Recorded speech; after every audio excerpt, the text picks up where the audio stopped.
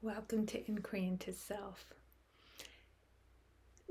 Emotions are a result of body sensations and thoughts, and they can become very intense, and they can be a way of intensifying energy, or they can actually be a way of draining out a buildup of energy.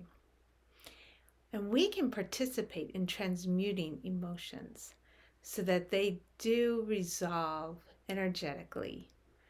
And this can happen with somebody else or with our own emotions. So I'm going to give 3 different examples of transmuting someone else's emotions. Now, if we're going to do that, we will ourselves want to feel very grounded. We'll want to be certain in our own innocence, so that any triggers that could come up are not going to be activated. So when we're grounded, certain of our innocence, then somebody else's heavy emotion coming towards us, for me, it stirs up curiosity about them. I'm not concerned about myself when I'm grounded, secure in my innocence, when I'm well taken care of. I feel this aliveness as myself. Then somebody else's energy coming towards me, yes, it may impact my energetic field, but it's just ripples in the ocean.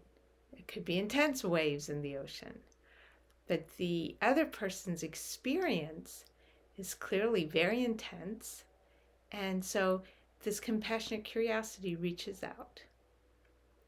Now, there's one really, really simple way, and that's simply holding them.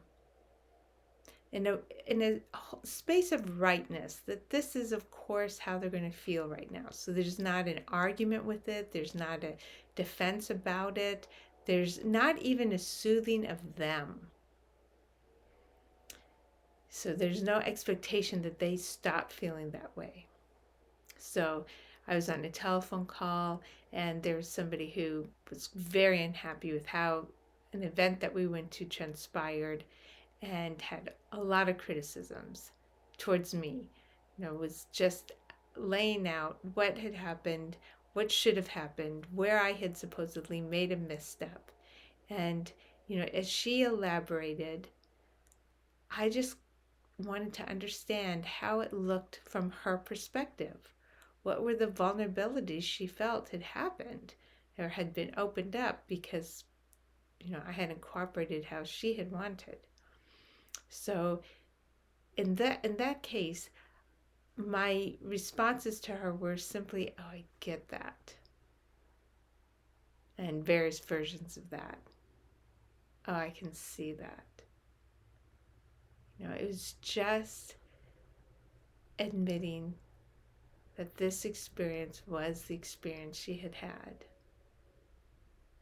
And I also felt this big bath of compassion that her interpretations had turned it into such a painful experience.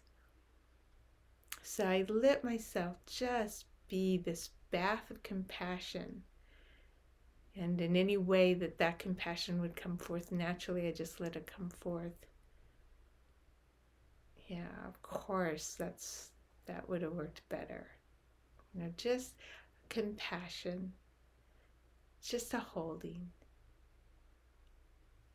You've maybe heard of different kind of self-defense things where you don't resist, right? You just take the energy of the person and allow it to flow through. You just take it and move with it. That's essentially the idea. So that's number 1. Number 2, this one is a little bit more mental because it involves adding an interpretation. However, I have found it to be helpful. So there's somebody who's complaining that I hadn't called them more frequently. So they wanted more contact with me. So there was this phone call where, there was this expectation being expressed, and clear frustration, right?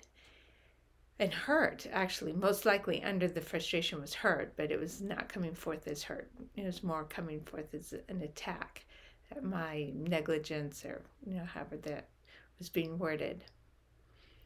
And in that case, I looked beneath and saw that there was really just this desire for more contact, that the connection between us didn't feel strong enough for her unless there was more contact.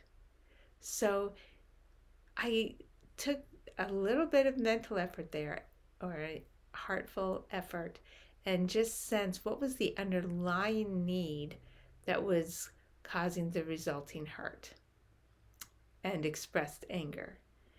And then just feeling that, I thought, okay, this person just loves me and feels in doubt about our relationship unless there's not more contact. So it's just love. And then as she spoke, everything just sounded like I love you.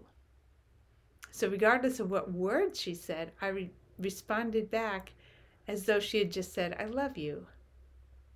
Oh, yeah. Well, thanks for your interest. Yeah, that would be really nice. Oh, well, I love you too. Oh, I want you to know I love you.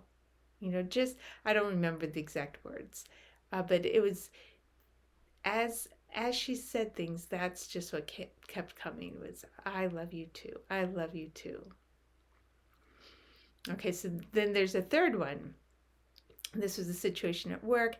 I had set up a procedure environment for a doctor to come in and do a procedure, and the trash can wasn't in the convenient spot. And he looked at me, and it was clear, right? Disappointment. Can't you get this right? Where's the trash can? I forget what, he made it thing like, well, you can't even, it was a criticism about how stupid I was or something. And in that case, I went in full agreement, just nothing deflecting, but in a humorous agreement. So, oh yeah, there we go. I just love to make challenges for myself and you. Just, yeah, I make my own day hard sometimes. There was a very humorous but total agreement that, yeah, that was a stupid thing. What was I thinking? And with that agreement, there was this non-resistance, and the tension just eased out. So the things that we're saying are actually not the main thing that's transmuting the emotion. The main thing is the spacious, receptive unguardedness. And that is what is allowing it to just kind of settle out and come back into balance. We can do that with our own emotions, right? You can feel the part of you that's feeling very intense. And at the moment, it might feel like all of you is certain that this shouldn't have happened. But there's not all agreement within ourselves when we're upset. There's a knowing inside of us that maybe there's another perspective, or there's a knowing inside of us that things do turn out right if you just wait longer, or there's a knowing inside of us that there's something else more important in life that really matters. That's what we really care about.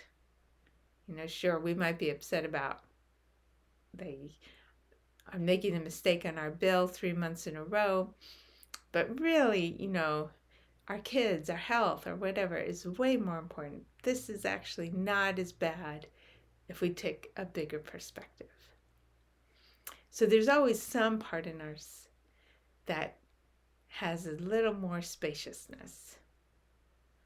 And the transmuting of the emotion is accessing this bigger, spacious part and allowing that emotion to be as it is, not arguing with it, not saying it shouldn't be there, not resisting it, but allowing this spaciousness to be a receptacle that it flows through. We're not trying to hold it.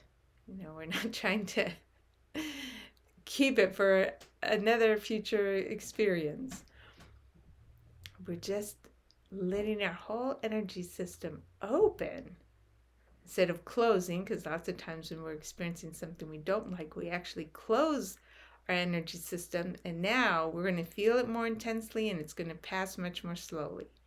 But if we open our energy system, there's a willingness to have that intensity, not make it wrong, and then recall that it's just this moment and that's it.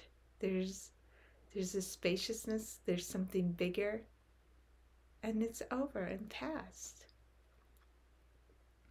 And this idea that we can transmute emotions, that they're an energetic up and down, that's it. As we're more embodying this, it's actually a gift to anyone that we encounter. And there's this willingness to just be there as a transmuting sense of groundedness, regardless of what's happening around us.